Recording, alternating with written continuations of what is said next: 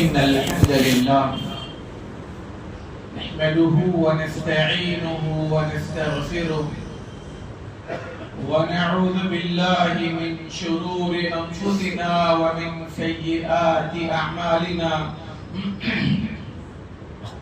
من يهده الله فلا مضل له ومن يضلل فلا هادي له أشهد أن لا إله إلا الله وحده لا شريك له وأشهد أن محمدًا عبده ورسوله أما بعد فإن خير الكلام كلام الله وخير الهدي هدي محمد صلى الله عليه وسلم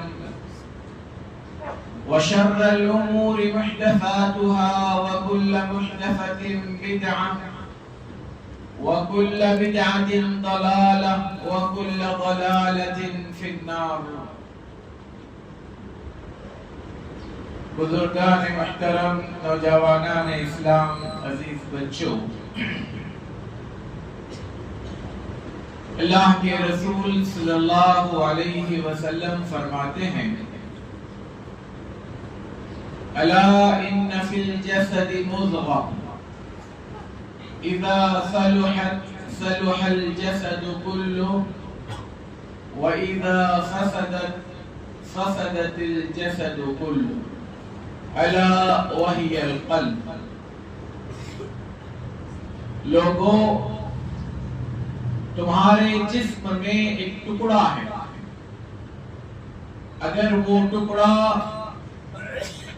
صحیح سلامت ہے، راہ راست پر ہے، درستگی پر ہے، تو یوں سمجھو کہ تمہارا سارا جسم راہ راست پر ہے، سلامتی پر ہے. اور اگر وہ بگڑ جائے تو سارا جسم بگاڑ، فساد اور خرابی کی طرف چلا جائے. اور فرمایا وہ ٹکڑا تمہارا دل. عربی میں دل کو قلب کہتے ہیں، جیسے ابھی حدیث میں آپ نے سنا. قلب کا معنی ہوتا ہے پلٹنا. کوئی بھی چیز جو پلٹتی رہتی ہے اس کو قلب کہا گیا. اور ہمارے جسم کا یہ ٹکڑا جس کو ہم دل کہتے ہیں، یہ کسی پل ٹہرتا نہیں ہے. ہماری زبان میں جیسے کہتے ہیں گھڑی میں ماسا گھڑی میں تولا، یہ دل کا حال ہوتا ہے. اسی لیے اللہ کے رسول صلی اللہ علیہ وسلم فرماتے ہیں: ان قلوب العباد بین اصابع الرحمن. بندوں کے دل اللہ کے دو انگلیوں کے درمیان میں ہیں. یقلبها کیف یشاء. وہ جیسا چاہتا ہے اس کو پلٹتے رہتا ہے، جیسا چاہتا ہے پلٹتے رہتا ہے. یعنی انسان کی اپنی ایک سوچ، انسان کی اپنی ایک کوشش، کیونکہ اللہ کا وعدہ ہے: من جاہد فینا لنہدینہ سبلنا. جو ہماری طرف آنا چاہتا ہے، جو ہمارے راستے کی طرف آنا چاہتا ہے، جو ہماری ہدایت کی طرف آنا چاہتا ہے، ہم اس کے لیے راستے ہموار کرتے ہیں، راستے آسان کرتے ہیں، اس کو اپنے تک پہنچنے کے لیے مدد کرتے ہیں، اس کا سپورٹ ہوتا ہے، فرشتے لگا دیے جاتے ہیں. لیکن اگر ایک انسان رب سے کٹنا چاہتا ہے، دور سے بھاگنا، دین سے بھاگنا چاہتا ہے، دین بیزار ہونا چاہتا ہے، تو پھر اللہ تعالیٰ اس کو اس کے راستے پر پلٹا دیتا. یہ دل ہے جو میرے اور آپ کے اندر دھڑک رہا ہے. روحانی اعتبار سے بھی دل سردار ہے، جسمانی اعتبار سے بھی دل سردار ہے. یہ دونوں کا مرکز ہے. میں اور آپ اس دل کو کتنا بے راہ روی کے ساتھ چھوڑ دیتے ہیں، کس قدر ہم اس کو عقل سے پرے رکھتے ہیں، کس قدر ہم اس کو وحی سے دور رکھتے ہیں، اس قدر وہ دل میرے اور آپ کی بربادی کا سامان بنتا ہے. اور جتنا زیادہ ہم اس دل کو وحی کے تابع کرتے ہیں، اللہ اور اس کے رسول صلی اللہ علیہ وسلم کے ہدایات اور فرامین کے تابع اور فرمانبردار کرتے ہیں، وہ دل اتنا ہی زیادہ تقوی اور طہارت کا مرکز بن جاتا ہے. اللہ کے رسول صلی اللہ علیہ وسلم فرماتے ہیں یہ دل انسان کی ہلاکت اور بربادی کا یا اس کے نیکی اور ہدایت کا کس طرح سے مرکز بنتا ہے. آپ صلی اللہ علیہ وسلم کی اس حدیث پر غور کیجیے. آپ صلی اللہ علیہ وسلم فرماتے ہیں بندہ جب گناہ کرتا ہے تو اللہ تبارک و تعالی بندے کے دل پر ایک سیاہ کالا دھبا اس پر لگا دیتا. بندہ اگر توبہ کرتا ہے، استغفار کرتا ہے، شرمندہ ہوتا ہے، ندامت کے آنسو بہاتا ہے، تو وہ مٹا دیا جاتا ہے، صاف کر دیا جاتا ہے. حدیث کے الفاظ میں التائب من الذنب کمن لا ذنب له. جو انسان گناہ کے بعد توبہ کرتا ہے اور سچے دل سے توبہ کرتا ہے، کھلواڑ کے طور پر نہیں، منچلے انداز میں نہیں، بلکہ حقیقت میں گناہ کے ہوتے ہی شرمندگی اور ندامت ہوتی ہے، توبہ اور استغفار کرتا ہے، تو اللہ کے رسول صلی اللہ علیہ وسلم فرماتے ہیں وہ بندہ توبہ کرنے کے بعد گناہ سے ایسے ہی پاک ہو جاتا ہے جیسے اس نے گناہ کیا ہی نہیں. اب اگر بندہ توبہ نہ کرے، پھر سیاہکاریوں کی طرف آئے، گناہوں کی دنیا میں آئے، تو پھر وہ نقطے پلس ہوتے جاتے ہیں، بڑھتے جاتے ہیں، اتنے بڑھتے ہیں کہ پھر پورا دل سیاہ اور کالا ہو جاتا ہے. اب جب پورا دل کالا ہو جاتا ہے تو اس پر مہر لگا دی جاتی ہے کہ اب یہ کسی کام کا نہیں. آج کل ہمارے دل بھی کچھ ایسے ہی ہو چکے ہیں. ان دلوں کی نگرانی نہیں ہے. ان دل کو جو غذا پہنچنی چاہیے وہ غذا فراہم نہیں ہو رہی ہے. اللہ کے رسول صلی اللہ علیہ وسلم نے فرمایا تھا الا ان التقوى ها هنا التقوى ها هنا التقوى ها هنا. اللہ کا ڈر، اللہ کا خوف، اللہ کی خشیت تمہارے ان دلوں میں ہونی چاہیے. ظاہری طور پر میں کتنا اپنے آپ کو شریف، پارسا، دیندار سب کچھ بنا لوں، اداکاری ہو سکتی ہے، لیکن اللہ کے نزدیک اداکاری سے زیادہ دل کی دنیا کی اللہ تبارک و تعالی جانچ پڑتال کرتا ہے. ہم نے اس سے پہلے بھی قربانی کے موقع پر یہ سنا تھا کہ اللہ تبارک و تعالی کو ہماری قربانیوں کا نہ گوشت جاتا ہے، نہ اس کا چمڑا جاتا ہے، نہ اس کا خون جاتا ہے، اور نہ اس کی کوئی چیز پہنچتی ہے. اگر کوئی چیز پہنچتی ہے تو وہ یہ کہ تمہارے دلوں میں کیا ہے. نیتوں کو اسی لیے اسلام نے بنیاد قرار دیا. اللہ کے رسول صلی اللہ علیہ وسلم نے فرمایا انما الاعمال بالنیات. ہر عمل کا دار و مدار نیت پر ہے. عمل چھوٹا ہو، نیت عظیم ہو، بڑی ہو، اس میں اخلاص ہو، للہیت ہو، تو وہ چھوٹا عمل اللہ کے نزدیک بڑا بن جاتا ہے. عمل بڑا ہو، پیسہ خرچ کیا جا رہا ہو، لیکن اس کے ساتھ ساتھ نیت میں خلل ہے، بگاڑ ہے اور اللہ کی خوشنودی مقصود نہیں ہے، تو ایسی صورت میں وہ بڑا عمل بھی برباد کر دیا جاتا ہے، اللہ تعالیٰ کے یہاں قابل قبول نہیں ہوتا.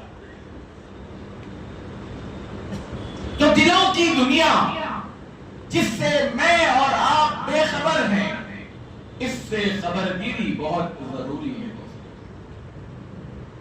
اللہ کے رسول صلی اللہ علیہ وسلم نے صحابہ کرام رضوان اللہ علیہم اجمعین کی جو تربیت کی، آپ صلی اللہ علیہ وسلم نے صحابہ کرام رضوان اللہ علیہم اجمعین کو جس طرح کی تعلیم دی، اس میں بنیادی طور پر یہ چیز شامل تھی کہ بندہ جو کام کرے تقوی کی بنیاد پر، اخلاص کی بنیاد پر، للہیت کی بنیاد پر کرے.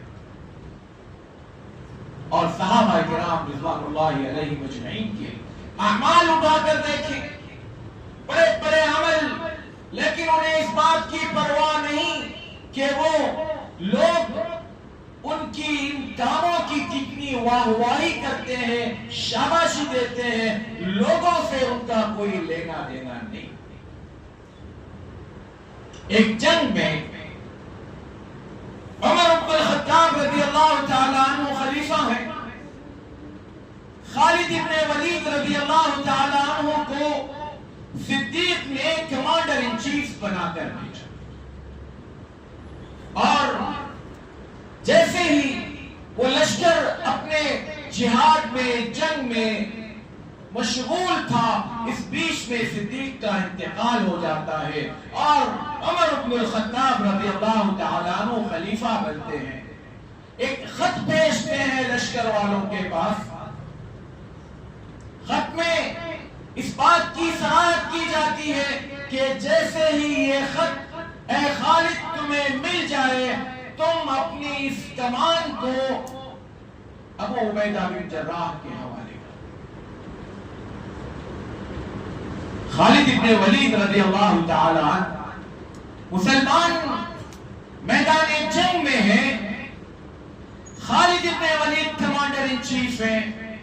خط کے پہنچنے کے فوراً بعد ابو عبیدہ بن جراح رضی اللہ تعالیٰ عنہ سے کہتے ہیں کہ امیر المؤمنین کا یہ خط آیا ہے، تم کمانڈر بنو. ابو عبیدہ بن جراح کہتے ہیں کہ اے خالد، کم سے کم جنگ تو پوری ہونے دو، آج کل دن تو نکلنے دو. کہا کہ نہیں، یہ تمہارے نام جو خط آیا ہے تم اس کے ذمہ دار ہو، میں اپنی ذمہ داری سے. لوگوں نے، کچھ لوگ خالد بن ولید سے کہنے لگے کہ عمر بن الخطاب امیر المومنین نے ایسا کیوں کیا؟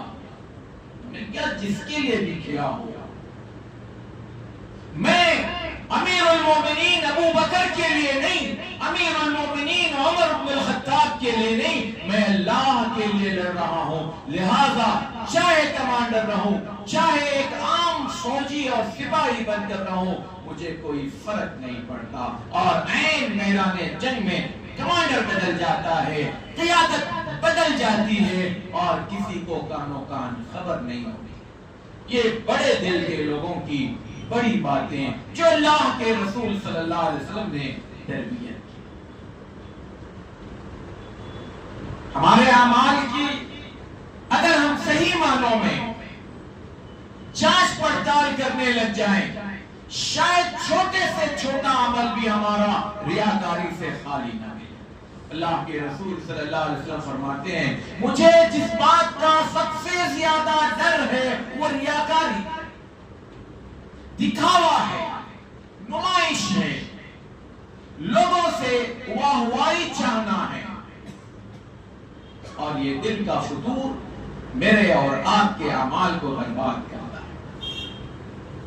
اللہ کے رسول صلی اللہ علیہ وسلم نے بخاری کی جو پہلی حدیث ہم نے سنا، انما الاعمال بالنیات، ہر عمل کا دار و مدار نیت پر ہے، تمام اعمال کا دار و مدار نیت پر ہے. تو اس کا مطلب کوئی چیز اس میں چھوٹتی نہیں ہے، چاہے وہ چھوٹی ہو یا بڑی۔ اس کو کسی نے ایک بڑی اچھی مثال سے سمجھایا ہوا ہے۔ یہ ایسا کیوں ہوتا ہے؟ جب خلل ہو برتن میں، میرے اور آپ کا مشاہدہ دیکھیں، اگر ہم کئی لوگ ایک ہی دودھ والے سے دودھ لیتے ہوں اور سبھی لوگ دودھ لینے کے بعد مان لیجئے اس کو گرم کرتے ہی وہ دودھ پھٹ جائے، تو ہم کیا کرتے ہیں؟ سب سے پہلے ہم اس دودھ پر الزام نہیں ڈالتے، آزو اوروں سے پوچھتے ہیں کہ بھئی میرے یہاں تو دودھ پھٹ گیا، آپ کے یہاں کے دودھ کا کیا؟ اگر دوسرا تیسرا چوتھا بھی کہہ دے کہ ہاں ان کے یہاں بھی دودھ پھٹا ہے، تو اس کا مطلب پرابلم دودھ میں، جو دودھ دیا گیا ہے اس میں۔ لیکن اگر 3-4 پڑوسی یہ کہیں کہ ہمارا دودھ تو صحیح سلامت ہے اور میرا دودھ پھٹا، اس کا مطلب برتن میں پرابلم، برتن میں کھٹاس تھی، برتن دھلا ہوا نہیں تھا، برتن صاف نہیں تھا، تو لہذا وہ دودھ پھٹ گیا۔ میرے اور آپ کے اعمال پھٹ رہے ہیں، اور ایک دن کا دودھ پھٹ جائے تو ہمیں تشویش ہوتی ہے، دوسرے دن برتن صاف کر لیتے ہیں، احتیاط کرتے ہیں، لیکن ہمارے اعمال سارے کے سارے پھٹے ہیں، لیکن ہمیں اس کا احساس نہیں، ہم اس بات کو نہیں سمجھ پا رہے ہیں کہ یہ جو پھٹے ہوئے اعمال بے وزن ہیں، اس کا کوئی اجر نہیں ہے، اللہ کے یہاں قابل قبول نہیں ہے، تو میں اپنے اس برتن کو، میرا دل ایک برتن ہے، اس کی صفائی کروں، اس کو اس قدر صاف کروں کہ اس کے اندر جو عمل ہو تو وہ عمل پھٹے نہیں، بلکہ اللہ کے نزدیک اس کا اجر ہے۔ اسلام تو وہ دین ہے دوستو جو مجھے اور آپ کو عمل کا ہی نہیں بلکہ ارادے کا بھی بدلہ دیتا ہے۔ سوچ کر دیکھیں، ہو سکتا ہے کوئی یہ کہے کہ نعوذ باللہ ثم نعوذ باللہ کہ اللہ تعالیٰ کو شاید اجر دینا نہ ہو اس لیے وہ کاٹ رہا ہو۔ اللہ تبارک و تعالیٰ کی شان بہت بلند و بالا ہے، وہ میرے اور آپ کے جیسے نہیں ہے کہ ہر چھوٹی بڑی چیز پر کوئی چیز کاٹتے بیٹھے۔ اس کا تو حال یہ ہے، وہ فرشتوں کو حکم دیتا ہے کہ میرا بندہ اگر کسی نیک کام کا ارادہ کر لے، صرف سوچ لے کہ میں یہ کروں گا، تو اے فرشتوں اس کے نام ایک نیکی لکھ دو، اور جب وہ عمل کرے تو اس ایک کو 10 کر دو، 10 70 کر دو، 70 سے 700 کر دو، بڑھتے جاتی ہے۔ جو رب صرف سوچنے پر، ارادہ کرنے پر اگر نیکی دیتا ہو یا نیکی دینے کا حکم دیتا ہو، اب سوچ کر دیکھیں، وہ ذات، وہ رب اگر میرے عمل کو پھاڑ دیتا ہو، اسے بے اجر کرتا ہو، تو اس کا مطلب اس ریاکاری کا یا اس دکھاوے کا اللہ کے نزدیک کتنی حقیر چیز۔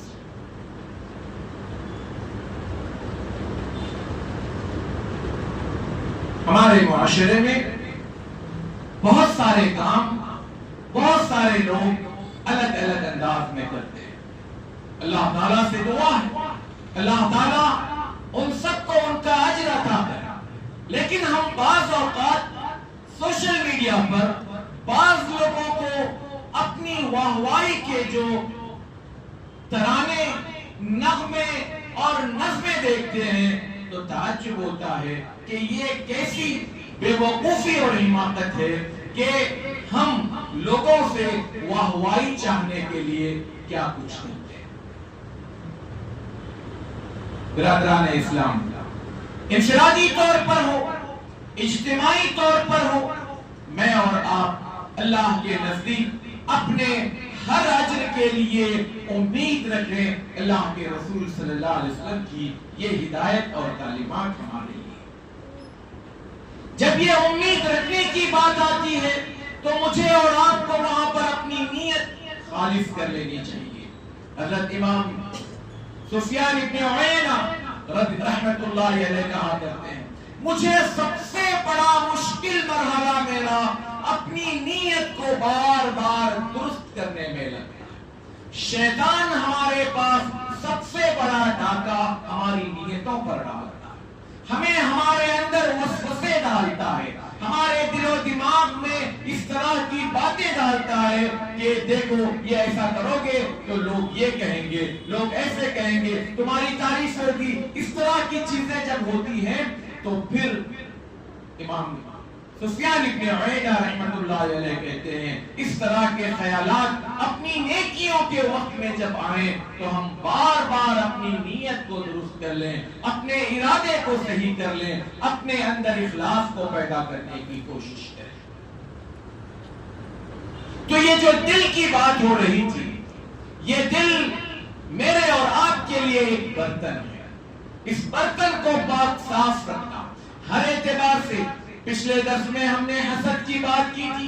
حسد ہمارے عمل کو برباد کرتا ہے, ریا ہمارے عمل کو برباد کرتا ہے, اور ایسی وہ تمام تر چیزیں جو ہمارے دلوں میں پنپ رہی ہے, پل رہی ہے اور ہمارے اعمال کو برباد کر رہی ہے. اس پر نظر ہو تاکہ ہمارے عمل ضائع ہونے سے بچے. کل قیامت میں اللہ تبارک و تعالی انسان کو اس کے دل کے ساتھ جانچ پڑتال کرے گا. الا من اتى الله بقلب سلیم, جو صحیح سلامت دل کے ساتھ آئے گا, جس کا دل صاف و شفاف ہوگا, جس کے دل میں کسی قسم کی کوئی ایسی چیز نہ ہوگی جو اس کے اعمال کو بگاڑنے والی. برادران اسلام, ہم اپنے دنیاوی اعتبار سے بہت ساری چیزوں پر بڑی گہری نظر رکھتے ہیں. گھر میں لکڑی میں دیمک لگ جائے تو ہم پریشان ہوتے ہیں, دروازے میں زنگ لگ جائے لوہے کے تو ہم اس کا علاج کرتے ہیں, ہمارے گھر میں کہیں چوہا گھوس وغیرہ بل کر دے تو ہم اس کے لیے تیار ہوتے ہیں. یہ ساری چیزیں شاید نہ بھی کر لیں تو ہمارا نقصان بڑا محدود ہوگا, لیکن اگر ہمارے اعمال ہم کرتے جا رہے ہوں اور ہمارے اپنے ذہن کے مطابق, ہماری اپنی سوچ کے مطابق یہ سارے اعمال عمل ہیں اور اس کا اجر محفوظ ہے اگر ہم سمجھ رہے ہیں, اور اس کے پیچھے ہم اپنے دل کی طہارت اور پاکیزگی پر غور نہیں کر رہے ہیں, اس کا مطلب یہ ہوا کہ میں اپنے ان دنیاوی چیزوں کو اپنے دین اور عمل سے زیادہ اہمیت دیتا ہوں. نقصان ایک دنیاوی ہوتا ہے, ایک اخروی ہوتا ہے. دنیاوی نقصان کی بھرپائی وقتاً فوقتاً کی جا سکتی ہے, اخروی نقصان کی بھرپائی اگر وقت سے پہلے معلوم ہو جائے تو اس کی بھرپائی ممکن ہے, ورنہ بسا اوقات غیر شعوری اور انجانے کی زندگی گزارتے ہوئے موت تک بھی اس کا احساس نہ ہو تو ایسی صورت میں اور آپ گھاٹے اور نقصان میں. آئے اپنے دلوں کا جائزہ لیں, روزانہ بلکہ ہر عمل کے وقت میں ہم اپنے رب کے سامنے اس بات کا اعتراف کریں, اے اللہ شیطان مجھ پر حاوی ہوتا ہے, وسوسے ڈالتا ہے, مختلف قسم کے خیالات آتے رہتے ہیں, لیکن اے اللہ ان وسوسوں سے مجھے بچا, شیطان سے مجھے دور رکھ, میرے دل کو خالص تیرے لیے صاف و شفاف رکھ. اے اللہ میرے ہر عمل کو چھوٹا ہو یا بڑا اے اللہ تیری ذات کے لیے, تیری خوشنودی کے لیے, تیری رضا کے لیے کر, تاکہ کل قیامت میں تجھ سے اس کا اجر پا سکوں. نمازوں کا معاملہ ہو, صدقات و خیرات کا معاملہ ہو, کسی کے ساتھ حسن سلوک کا معاملہ ہو, جو بھی معاملہ ہو اس کے پیچھے خالص اللہ کی رضا ہو اور دنیاوی اعتبار سے میں اور آپ لوگوں کے ہو یا کسی اور کی طرف سے کسی قسم کے بدلے کی توقع نہ رکھیں۔ اسی لیے اللہ کے رسول صلی اللہ علیہ وسلم نے فرمایا کہ کسی تعریف کرنے والے کو اگر وہ تمہارے سامنے تعریف کرے تو مٹھی بھر مٹی لے کر اس پہ منہ پر مت دے مارو، کیونکہ وہ تمہارے عمل کو ضائع کرنے کے لیے بیٹھا ہے، اندر ہی اندر سے نیتوں کو خراب کرنے والا ہے، دلوں کو خراب کرنے والا ہے، نفس کو موٹا کرنے والا ہے، کیونکہ اس طرح کی تعریفیں بھی انسان کو بربادی کی طرف لے جاتی ہیں۔ ایسی زبانوں کو بند کر دیں جو ہماری تعریف میں رطب اللسان ہوتی ہیں، تعریف کرتی ہے، ایسی تعریفوں کی بھی میں اور آپ سننے کی اجازت نہ دیں۔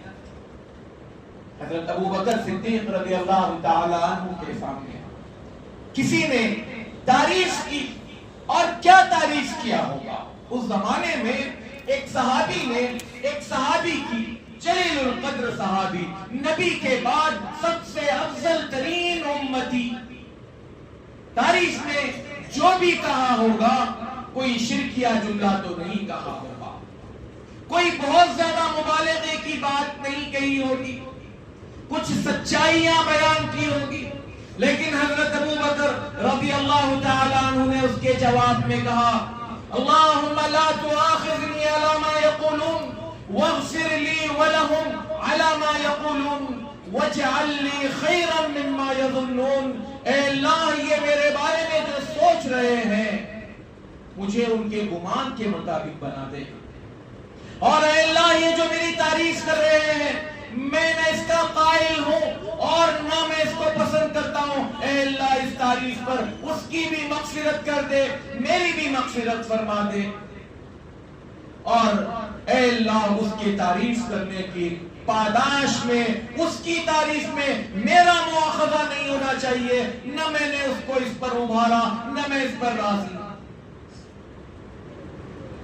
شیخ البانی رحمت اللہ علیہ کی مجلس میں کسی نے شیخ البانی کو علامہ محدث الاصل 2-4 جملے کہہ دیے۔ شیخ البانی ویڈیو موجود ہے ابھی بھی یوٹیوب پر، شیخ البانی رحمت اللہ علیہ رونے لگتے ہیں، صدیق کے یہ الفاظ کو دوہرا کر کہتے ہیں انما انا طویلب علم، میں ایک چھوٹا سا طالب علم،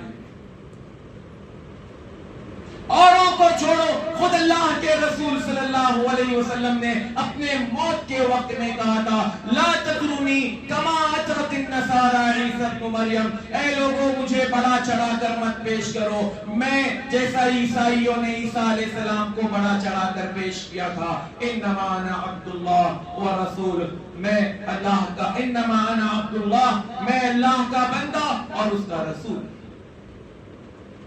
ہم اپنے آپ کو پہچانیں اور یہ یقین کر لیں کہ میں اور آپ صرف ایک گنہگار بندے ہیں، ہمیشہ گناہوں کا احساس لے کر عمل کریں، رب کو خوش کرنے کی سوچ اپنے اندر لائیں، اپنے اندر دینداری، پارسائی، اپنے متقی ہونے کا اگر سوچ میرے اندر ہو تو یہ چیزیں میرے لیے خطرات سے خالی نہیں۔